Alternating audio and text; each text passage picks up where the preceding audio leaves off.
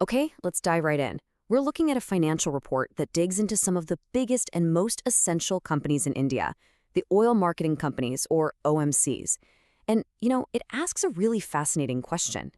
Why are these absolute giants, who are profitable and totally fundamental to the economy, seemingly getting the cold shoulder from investors? That's the puzzle we're going to piece together in this explainer, following the report's analysis step by step. So here's our game plan. We'll start with their core business, then look at the retail side of things, see how a huge uncertainty has finally been sorted out, and then pull it all together to see what the report concludes about their actual value.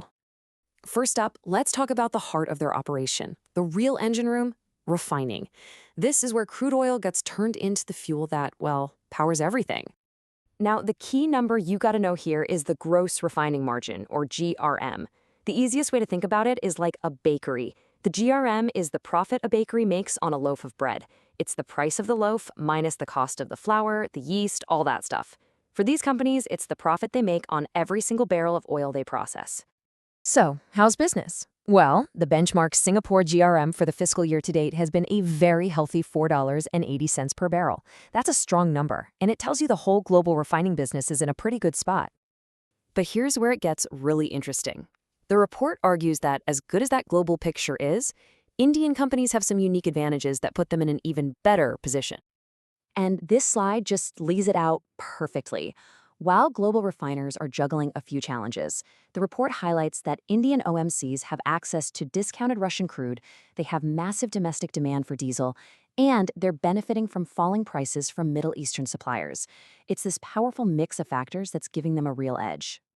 Okay, so let's shift gears from the massive refineries to the place we all see every day, the petrol pump. This is the second major profit engine for these companies. And here, we're talking about the marketing margin. It's exactly what it sounds like, the profit these companies make on every single liter of petrol or diesel they sell directly to you and me. And the outlook here looks pretty bright, according to the report. It points to three key green lights. First, margins have settled back to a healthy level. Second, that fear of a surprise government tax hike, which has always worried investors, has kind of faded. And third, if global crude prices drop, it actually gives these companies a nice buffer, a cushion to protect their profitability. Now for the third piece of the puzzle. For years, there has been this huge question mark hanging over these companies, and it all has to do with the cooking gas, or LPG, that's in millions of Indian homes. The problem was pretty simple. Companies were required to sell those LPG cylinders at a loss to keep prices affordable for everyone. But they were never quite sure how, or even when, the government would pay them back for taking that hit. And for an investor, that kind of uncertainty is a nightmare. It makes their earnings reports incredibly unpredictable. So what's the big deal now? Well, that's all changed. The government has brought in a clear policy of monthly compensation. The report calls this a big overhang removed. And for investors, this is huge. It completely changes the game. It replaces a fuzzy, unpredictable number with clear, stable, and visible earnings. So let's recap. We've got a strong refining business, stable retail margins, and this newfound certainty in LPG. So the report then asks the million-dollar question: are these companies actually undervalued? To figure this out, analysts use a tool called the price-to-book, or PB ratio.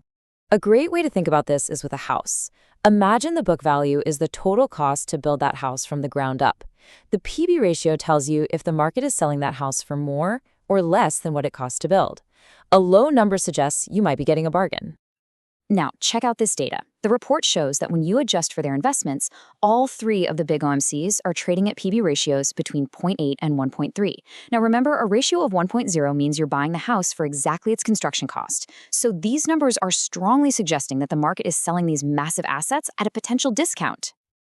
Okay, so after laying out all the evidence, strong refining, stable marketing, LPG certainty, all at an attractive price, what is the report's final conclusion?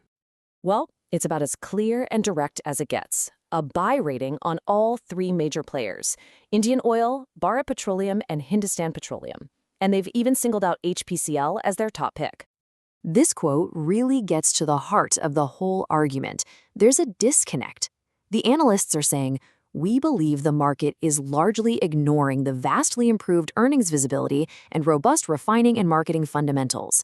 In other words, the businesses have improved dramatically, the earnings are clearer than ever, but the market just hasn't seemed to notice yet. And that's really the bottom line, isn't it? We've seen the data, we've heard the arguments. The report makes a compelling case that these overlooked giants are standing on some very, very solid ground. The only question that remains is when, or maybe if, the market will finally agree.